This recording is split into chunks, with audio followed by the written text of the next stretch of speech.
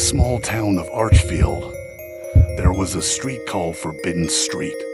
In fact, it was just an old, abandoned alley where a house had once burnt down. The locals knew about a tragedy that had happened many years ago. A family with a little boy named Jacob lived in the house. One Halloween night, a fire broke out in the house, and despite all efforts, it was not possible to save the child. They said that Jacob had remained there ever since, and every year his spirit came out in search of someone who would help him find his way home.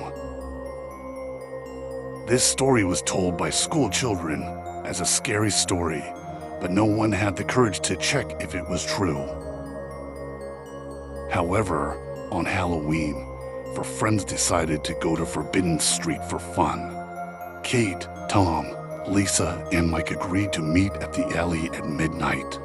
The atmosphere was eerie.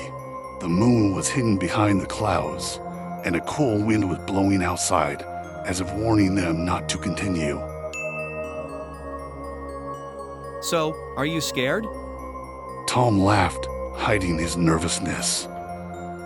Everyone laughed, but in reality, everyone felt a strange tension. Ahead of them, the burnt remains of a house towered, surrounded by dead trees and grass.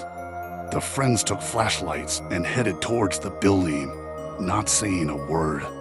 Their footsteps sounded loud in the cold silence of the night. As they approached the old house, Lisa suddenly heard a faint child's laughter. Did you hear that? She asked in a whisper, looking around, but her friends only shrugged, trying to attribute it to her imagination. They entered the house, the flashlight snatching charred walls and old furniture covered in dust from the darkness. Everything seemed abandoned, but the smell of burning hung in the air, as if the fire had happened only yesterday. Mike started taking pictures of something, but a second later, his phone ran out of battery. Damn, the battery. She was fat. He said, but the others laughed, putting it down to the creepy atmosphere. As soon as Mike said this, footsteps were heard in the house. They froze, peering into the darkness, but saw no one.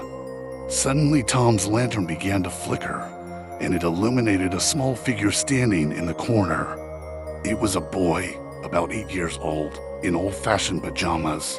He looked at them with empty, sad eyes. Will you help me find my way home? He asked quietly. The friends stepped back, but no one dared to move. The boy stood motionless, and his words echoed in the darkness. Kate felt her heart stop. Her feet seemed to have grown to the floor. What's your name? She said with difficulty. Jacob. The boy answered, but as soon as he said his name, the sound like a crackling fire was heard in the house again.